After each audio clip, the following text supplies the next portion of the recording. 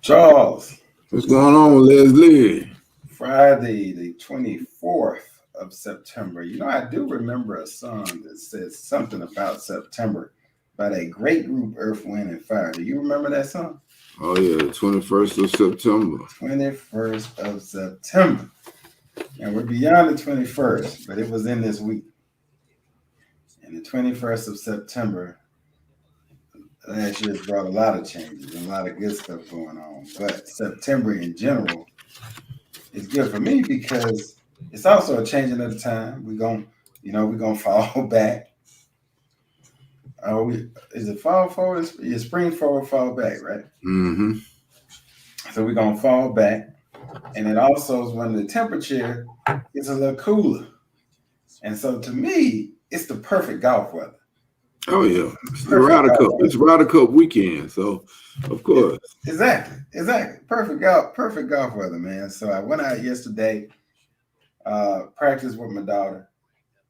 She beat me on a couple holes yesterday. We were playing best ball because, we go at twilight after school. And, man, I tell you, it just goes to show you. You might drive for sure, but if you ain't chipping and putting, you ain't got no dough. Because she beat my butt. Well, that's usually how it goes. She just wanted me to let you know that. She wanted me to let her godfather know that she had handled up on her dad. Very good. So what say you, man? What's going on with you? Well, let's just kick it off. What'd you say? I said it's been a busy week. It has. Probably worked this weekend. But tomorrow is a big day for Jackson State. And then Sunday is another big day for football in the city of Jackson. So I look for the city to be busy. It's going to be hopping. Now they calling this, what kind of weekend is this? Don't ask me all of that because I don't know. Well, let me ask you this. Have you seen the traffic pick up in town? Have you seen the activity pick up? I've been at work. I don't know. I was just thinking maybe between here and there, maybe you just noticed it took you just a tad longer to get. I'm sure they're here. If they're not, they're en route. Well, being that significant, so Jackson State's first home opener, first time in the vet this year in the fall, actually, in this season. In front of the home crowd and the home fans. And we're playing an in-state foe in Delta State, which is, don't be fooled by the fact that they're Division II, very solid Division II, always have been, coming into town to take on the Tigers. What are your thoughts, Charles? Well, you better not take it lightly, I would tell you that, because they're the number 23 ranked team in Division II right now. Yeah. And let me just say, just like FCS can beat FBS, Division II can beat Division I.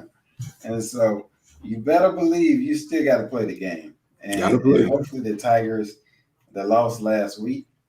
Hopefully they watched that game last night and they saw the mess that UAPB made. Man. That broke my heart. Well, to see it because it was a great game to watch. But man, to blow a 26-7 lead, and then it was just a loss. It was a catastrophic failure to me on all fronts. Questionable coaching decisions. That game had everything. Well, you can stop right there with questionable coaching decisions. You get to fourth down. You're on the 4-yard line, you have an all-conference kicker, and you're already up. Take the extra points and be happy. And then you on special teams get you your ball right down inside the 5. That's what I'm talking about. You take the point. Go for it and fourth instead of keeping the field goal. That's what I'm talking about. You take the point. Same play. Take the points. Take the point. And then on your extra, you go for two twice. The second time I understood. The first time the book said go for one, you go for two and don't get it.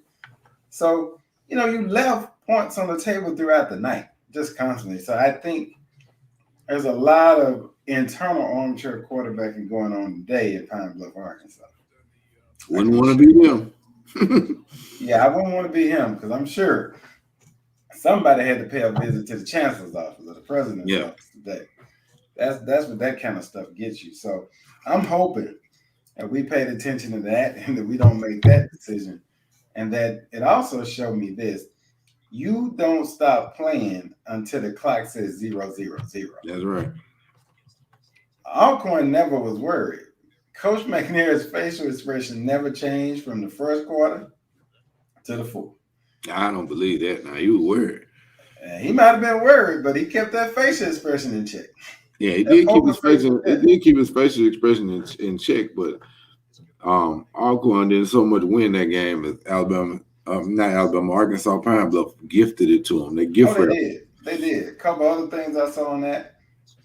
And we're gonna get to some other topics with it, man. I know you can't stand football, but we coming with some other juicy stuff. Last thought I'll say about the game is this. Here's what surprised me. You're getting beat in man-to-man coverage every time you blitz over the top for deep, long passes and gains. You're up. Why don't you go too high safety and not blitz as much or do some different type of blitzes where you're not in man-to-man? Keep the ball in front of you and make them drive the length of the field. Don't give them a big chunk. Make them use that clock. And they didn't do it. And, I mean, it's one thing if you can cover like that man-to-man, but you don't have those kind of corners. And they showed you that. Time and time again. Well, now they know. Now we know. So let's get to some of the other pressing topics. And William May is laughing at me. Yeah, with me. I know you don't like football. I get it. So, Charles, a lot of activity has been happening here in my state, and particularly on the border south of me, dealing with what's going on right now with the Haitians and the border, and what's going on with the Border Patrol activities. President Biden and Vice President Harris had a press conference earlier today. I know you probably haven't had a chance to even hear their comments, which are scheduled today, but you have you got to be on the rock to not have known kind of what's going on the border. Yeah, I mean, I see the mass exodus from Haiti. I'm sure that's what you're referring to. Yeah. And Border Patrol's handling of those people who are coming across for obvious reasons. So I would say, as I told the group on yesterday, look at the policies of the administration and then look at the execution of the policy. Those are the two things you need to look at. Don't just listen to the talking heads. Don't just listen to the politicians. What is their policy and how are they making good on it? Because obviously that many people wouldn't come in mass exodus if they didn't need help. Well, I mean, not only that, that's the one thing, yes. And then when you look particularly at policy, what was very shocking to me was the video that came out of Border Patrol agents on horseback running over migrants, whipping them, whipping children, running over them with the horses. I know that's not in policy anywhere. I know that's not the procedure. We hadn't done that before, but we're doing it now. You might want to check that, because I would imagine horseback travel is a part of that unit. They didn't just come up with horses.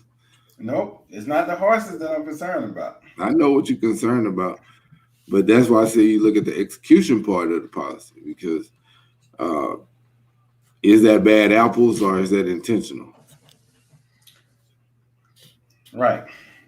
And without taking a deep dive into the policy, my assumption would be, and let me just put that disclaimer out, this is my assumption. I haven't taken a deep dive into the policy, but my assumption would be that the policy does not say or stipulate that it's okay to run over immigrants with the horses. Yeah.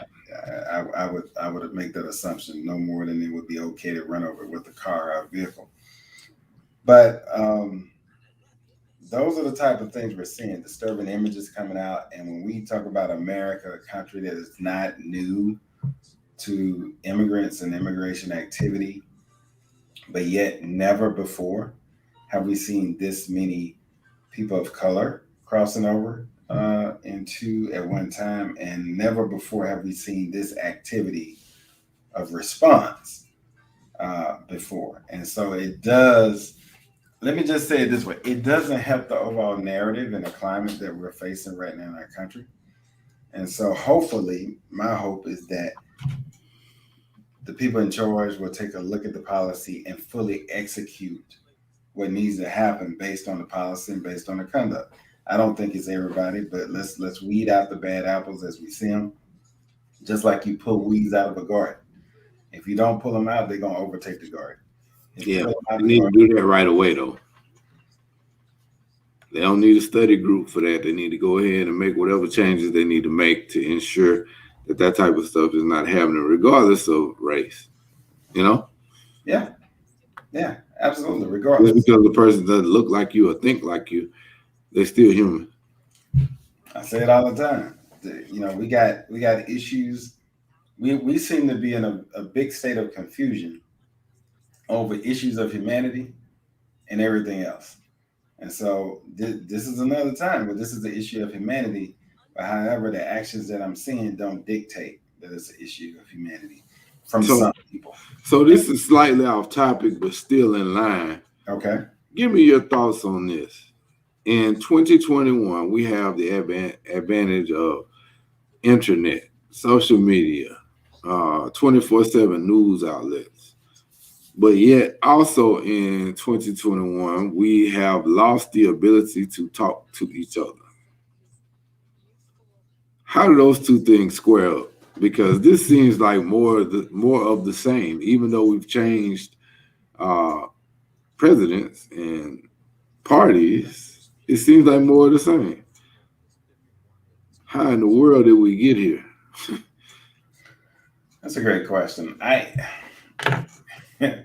I gave this analogy as my wife and I was talking about something totally different last night. I said, look, every single individual in America has a cup. Everybody has a cup. The cups are different sizes. They're made out of different material, but everybody has a cup. And in life, you've got to constantly be taking that cup, right? You got to take that cup and you got to turn that cup upside down and empty that cup out. And if you're not doing that, that cup at some point, no matter how big or how small, that cup is going to fill up. And if you don't empty it, that cup is going to run over. It's going to boil over. And I think, to me, that's what has happened to America. America is like a volcano that's erupted. And now once it erupts, there's no stopping it, you know, unless we change what's causing the volcano to erupt in the first place. So we've got to, and I think that goes to your point. When you lose the ability to speak and speak to each other, sincerely speak to each other, then that cup can't empty. And if that cup can't empty, you're going to have this problem. So we've got to be able to get back to the point where we can speak to each other, regardless of our views, have intelligent conversation, work with intelligent compromise, and understand nobody gets all their way, but we can both get enough of what we want that we're okay. And then everybody gets a little bit of what they want or enough of what they want, and we can move forward as society, humanity. We have to get back to that place because where we are now is very, very dangerous. Not just for us, but also for our safety as because the world is looking at us. Yeah. It makes us vulnerable, in my opinion. But that's just my take. Yeah. I mean, very well said. I was just curious because I'm thinking about some of these debates that we keep having around and round and round about social justice, about immigration, about DACA, about the filibuster. I mean, it's like the same things are being said, but nobody on either side is hearing enough that would make them want to compromise. Well, I'm gonna pull something up, and you keep talking. I'm gonna pull something up that really is gonna bring this home for you in a minute. Go ahead and keep talking. Well, I mean, think about. I think education. I think healthcare. Probably healthcare was the last one where you had, and even in the healthcare debate, in the first one in '93 that was led by Hillary Clinton on behalf of Bill Clinton, nobody was ready for that massive change. And then when President Obama brought it back forward, you had a lot of turnover just because they started marketing and doing politicking against him to try and block it. Special interest groups not wanting Americans to have reasonable access to health care because that would take away from their bottom line. And it seems since then, it's dropped out. And your cup analogy made me think about if you broke that into two cups, but they're only being filled with people that think like you. True. Well, I'm gonna give you some lyrics to a song, and I think this song was released in 1971. Okay, Okay. and so yet today, this song is still relevant. We're still dealing with the same issues. So I'm telling you, it didn't just start. That's why I say it's the cup theory. So check this out. Mother, mother, there's too many of you crying. Brother, brother, brother, there's far too many of you dying.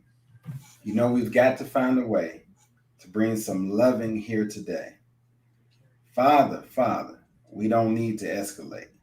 You see, war is not the answer, for only love can conquer hate. You know, we've got to find a way to bring some loving here today. Picket lines and picket signs.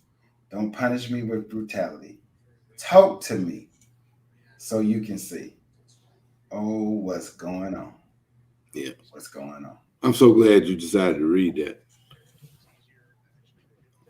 It's just still relevant today. Yeah, yeah, but it's just it was a beautiful moment. But if you try to sing that, it would. Oh, no, I would know. Oh no, you know, yeah, I'm not gonna try to sing a Marvin Gaye song. You could,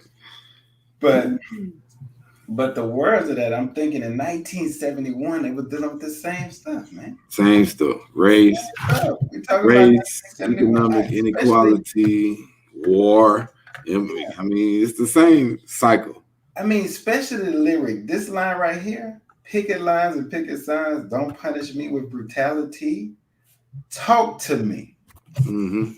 Which is what I just said. We're not talking to each other. Talk to me so you can see what's going on. And I think that's in a nutshell, man. We don't know what's going on with each other because we ain't talking to each other. That's right. We making assumptions about what's going on, and then we making decisions based on those assumptions. And we have yet to talk to a person. That's right.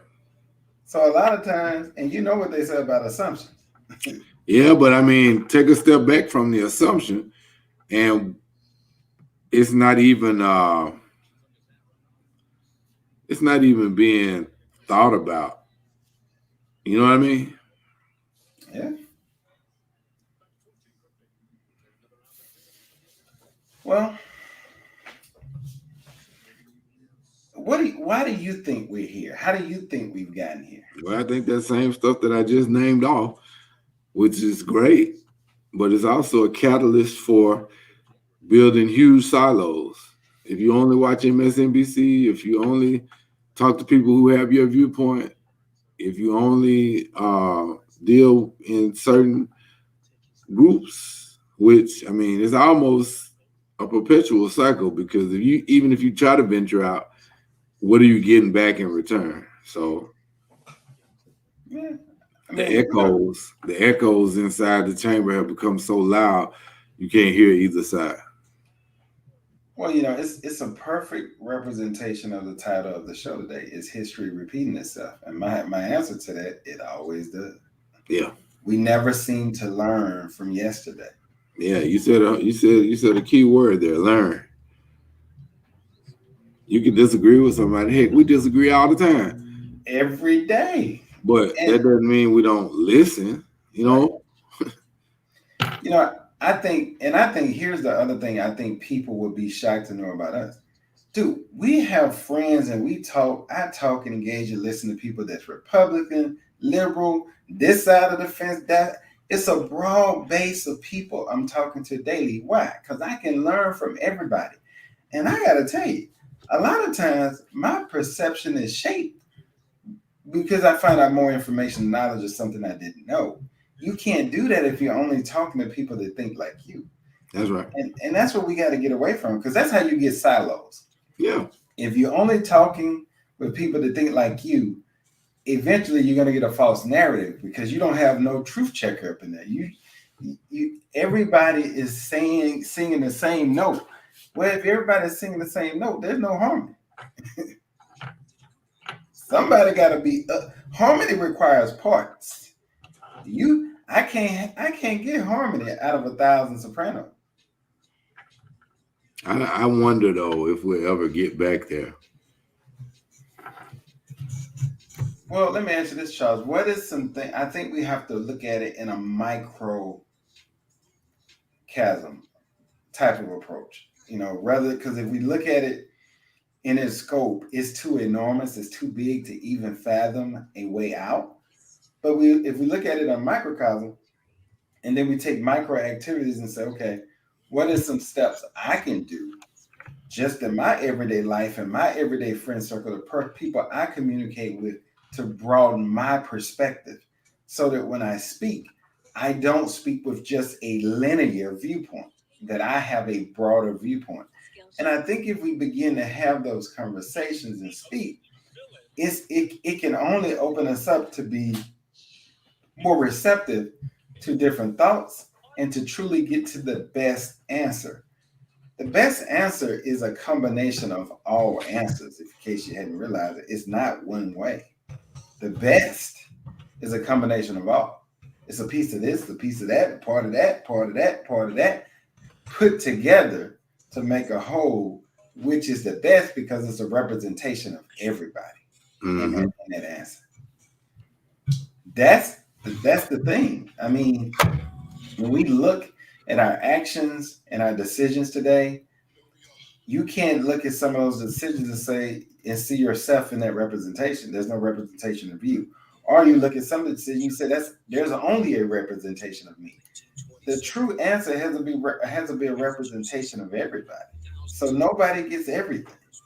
And that's really the beauty of what democracy is supposed to look like.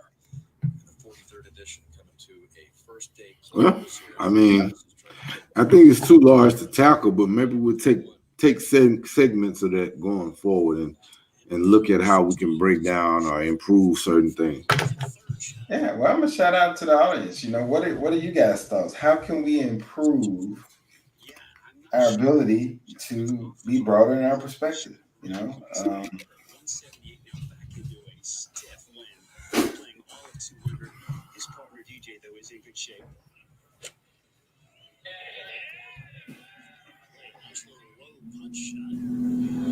I'm thinking, I was trying to think, we're 70s babies, and I was trying to think just in our short perspective of time we've seen and been able to see. How much history have we gotten to a point where we're starting to see history repeat itself? In other words, is the gap in the time frame in which history repeats itself, is that shortening? Used to it took a longer period of time for it to come back around, but now it seems I'm seeing stuff. Yeah, I mean, but that's reflective of our insatiable thirst for television and social media, and those things are 24 hours now where they were nightly. It went from nightly news to now it's hourly. Yeah.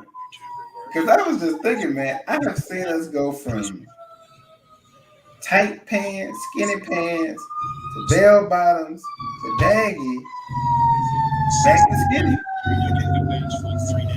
And back again. You've seen it go back again. It's going back and forth. Yeah.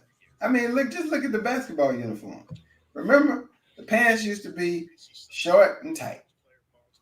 Then the Jordan came along, and they were long and baggy, Mm-hmm. and they stayed like that for a while. Now look at them; they back to being short and tight again. It's happening faster, more frequently, and I guess you're right. It's part of that access to yesterday that's immediate, which we didn't have in our generation. Yeah. You got to go to an encyclopedia, which is already outdated by the time you get it. Whereas they ain't even got to talk no more. That's the other problem. They just ask Google, I ask Siri. I think if you ask the average college student today, can you even tell me what a micro fish is? Can you tell me anything about the Dewey Decimal System? No. No. But then their library experience is totally different. I mean, everything that they need is at their fingertips. Yep. We didn't have a Google. No, we didn't. So that's interesting. Let's see what the audience has to say. Let's see. Well, the man says lack of real education. The education today is social media. Yeah, and I don't think it's nothing wrong with the education of social media, but I think here's the thing. So when we research things, it was a system to it, and so it's not that social media is the problem, but people are not verifying what they read on social media. No, and that's part of that perpetual cycle. When you have so much of something, you can flood the zone, and then you can sneak in fake news. And then that's when you get those bad actors, political operatives, and other nation states who run the advanced analytics on what will stick, and then they start flooding the zone with bad information. You can't tell the difference between legit news and fake news. You're right about that. I mean, we got another comment here. Lisa Buchanan says exactly. And I think, as I was having this conversation actually with the librarian about a month ago, and she was just saying, even in school, the researchers are changing. So now I've tried to make sure when I assign things, I make them, source, anything or any research they're pulling. You got to give me the source, and it's got to be credible, right? You got to show me your steps of verification. Because the reason why we had those things in place, the process is what I'm talking about. You had to research, you had to document the source, you had to list that source and where you extracted from. And then you had to verify that source. If we talk the same way, there's nothing wrong with social media, but follow the same process. Verify it. And then if you can't verify it, don't speak on it. That's right. Only speak on what you can verify. So like I can't tell you. So when you asked me the question about is that the policy? I said, I cannot tell you that because I have not looked into the policy. I can only give you my assumption. That's because I can't verify it. Mm-hmm. But they don't take that step, which leads to a lot of misinformation. And we've seen it with the vaccine. We've seen it even just on the Johnson & Johnson vaccine alone, just how they totally through false information really kind of put out a false narrative on that. We see it all the time. It's just defund the police. Goodness gracious. If you talk to most people, they really don't understand what that even means. Right. But they have a narrative. They know what they think it means. And some of them are so far off, but they're so passionate and so convinced that this is where. And I asked them one question. Okay, can you take me to your source? How are you verifying that what you're saying? That's the old way of thinking. People are not so much worried about the source anymore. People are loud and opinionated. Now you're right. You can get to the truth that way. But do you really think people paid that much money to come up with defund the police and then how to use it as a negative in order for you to get the source? No. Apparently not. Let's go to the chat. Lisa says, and that's where the problem comes in. Nobody wants to verify because everybody wants to be the first to deliver the story. Look, we see it everywhere. I was I was watching a press conference this week. Sometimes I'll catch up on the if somebody posted on YouTube, I catch Coach the SWAC coaches press conference that they do every Monday or Tuesday, whenever that is. And somebody posted this week, and the reporter from the Clarion Ledger got on when it was Coach Prime's time, and he stopped it. I mean, he said, "Hey, no disrespect, but we don't get down like that no more. I'm not speaking to you anymore, and I've chose not to. I've talked to you privately, talked to you public. So you gonna come on here and put it out here public? So now I've got to address it public. But no, sir, you can't ask me any questions." And that all became because some information was put out there that hadn't been verified, and it caused a false narrative to be created, and those things happen. So I think we because there's always a gray line you can walk, right? We all know that gray line. There's always a gray line that you can walk on a technicality, but if you verify, there is no gray line. It's black and white. And I think not only socially have we got away from verification, but professionally we've got away from verification. I Yeah. can't ever remember a time stuff would be in mainstream media that wasn't verified. But I see it all the time now. Yeah, I mean, I agree with you. I mean, I think even in the professional space, people are a little lax on trust but verify. So, from your perspective, I know, Charles, you teach a lot of courses that you have to do a lot of verifying. What are you seeing out there from this new generation's thought process, and how are you navigating your teaching to stress the importance of make sure you're speaking accurately before you speak? Well, I mean, I think you probably can back me up on this, but the people who have decided to pursue academics, by and large, they are receptive to the right way. Now they may be supercharged and they may bring stuff like Lisa said. They may bring stuff because they want to be the first. But when you tell them to go back and re-examine it, and you tell them why, then it's a learning lesson for the whole class. Yeah, we got another comment here. Let's go to that. All right. George Burton says we can only broaden our perspective in which we understand the fear that the dominant culture is experiencing and losing their control of the society. Every group who loses control of their group romanticize about the good old days, make America great again. That fear is a real fear that is experienced by different demographic groups in all walls of life. We Hmm. must be able to communicate with whites who feels the fear sentiment in an understanding manner without labeling them as crazy. I think that's a valid point. My counter to that would be: do they want to actually hear what the other side has to say, or do they want to cling to the days of June Cleaver? Right. They have to have a willingness. It can't just be a willingness by one cup, to use your analogy. You got to be two cups that's willing to mingle. Well, that's a conversation. A conversation means both people are willing to listen and hear the other person. Both people are willing to speak and express their ideas and their concerns, but both people are willing to openly listen. The whole goal of that is through that, a real conversation and a productive, fruitful conversation will yield a variation of the combination of those two sentiments. Uh, Even times when I disagree with people, I can honestly say I've learned something. I have a different perspective on something. I might not agree with their stance, but I guarantee you I can find some contentions of agreement because I've heard them and they've heard me. And it makes a big difference. And so they have to be willing to do that. And I think there are plenty of them that are. Listen, I think for a long time, if you look at the narrative of America, has been, hey, particularly in the voting space and the political space, has been like, hey, white America is going to lose their majority status.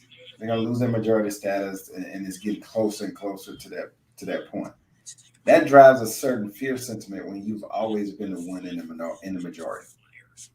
It's just human nature. That's pretty much on the clock right now. That clock is ticking. It's a matter of time. Right. And it drives a fear sentiment. Because let me just say it, man, if you have never experienced something, but you've seen it from afar and you know that position has been a position of less than what you've been afforded, and you've seen it throughout your whole life, you're gonna be fearful of that coming your way. It's human nature. I understand that. Now I know you may have a different opinion, but I understand the fear. But my thing is, let's talk about it. Let's have a conversation. Let's work through it. You can't take the fear and just turn that into actions of violence or actions that I'm going to try to do whatever I can to change that, because you can't change it. It's the evolution of what's happening. Nobody's up all the time. Yeah, but here's the other thing I would say.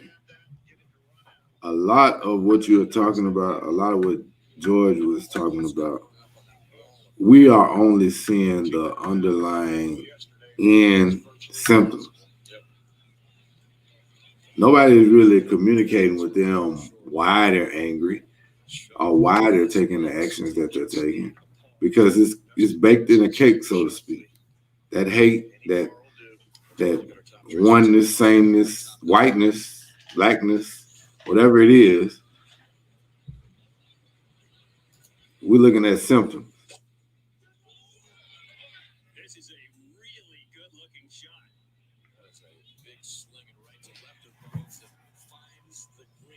So how do you think we get to a point where we start making some progress? Because from what I've seen, I wish I could tell you. That's why I was asking you that question. It's something that's on my mind. I wish I could. I don't have the answer to that one. Yeah, I don't need it, because if you did, I would say let's bottle it up, because we just tear apart. Right.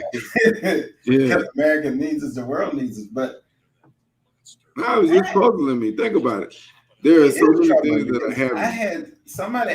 A student asked me this question at the beginning of the semester, and it stumped me, because I had to say, give me a minute. Let me think about that and follow up with you at the next class.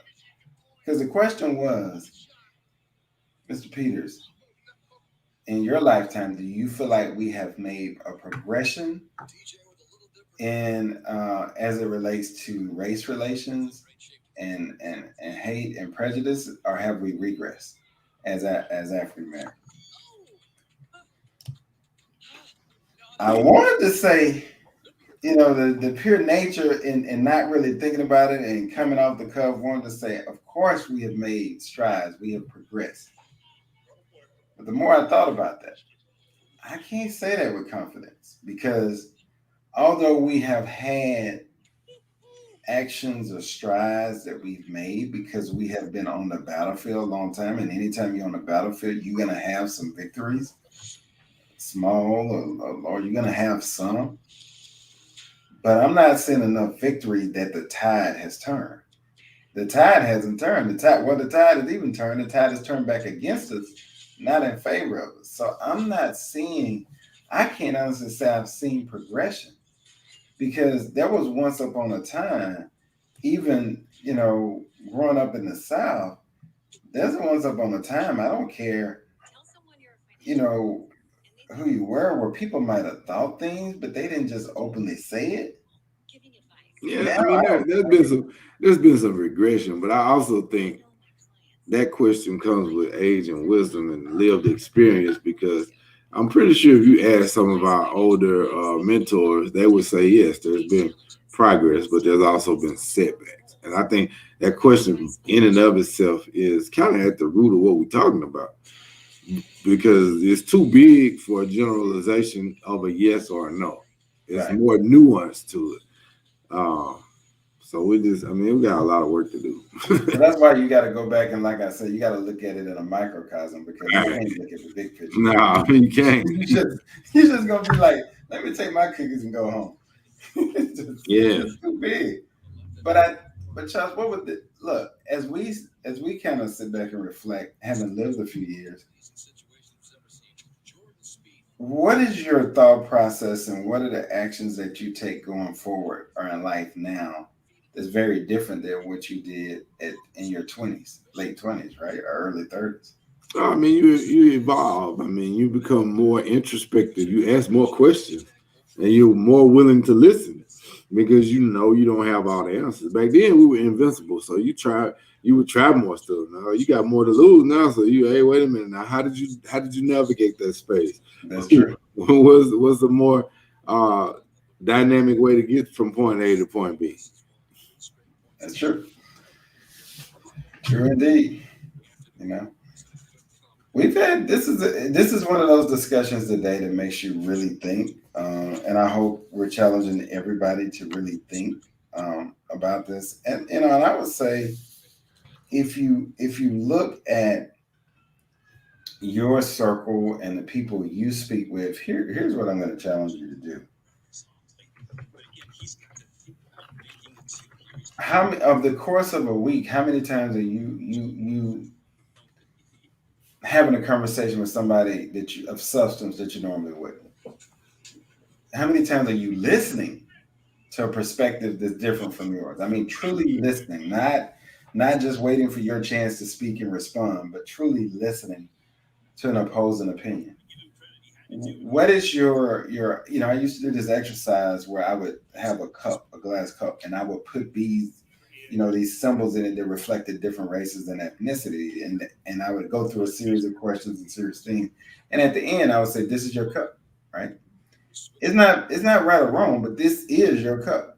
If you don't like your cup, then you have an obligation to do something to change it. If you like your cup is your cup.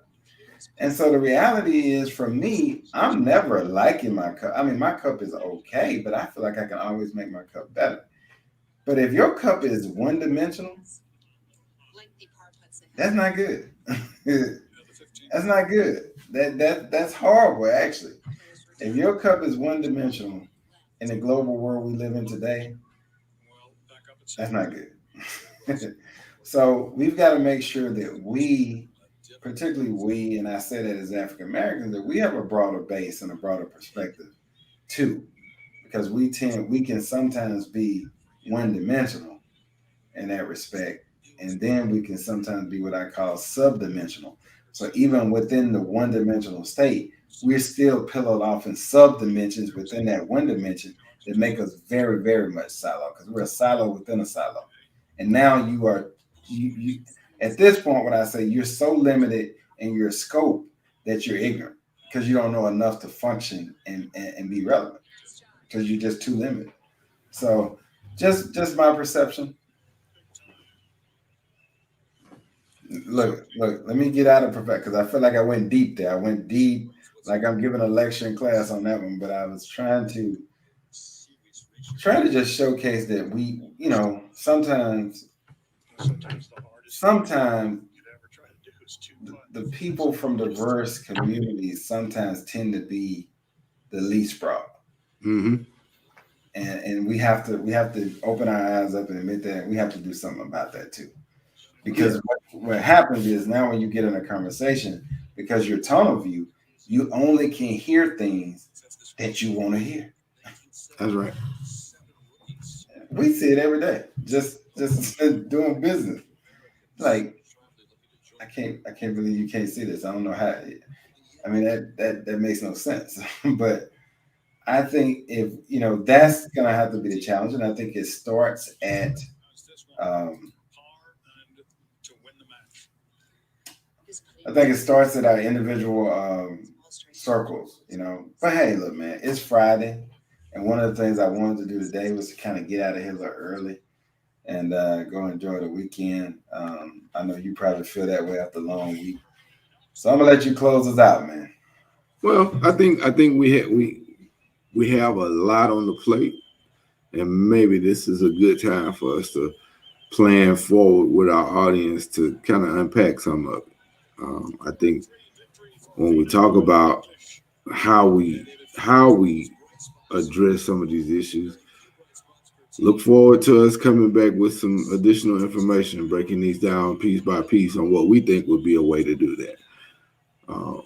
And as far as this weekend, we didn't touch on the fact that Mississippi Valley State University will be hosting the Southern University Jaguars on Sunday in Jackson. So this is a big weekend in Jackson for SWAC football.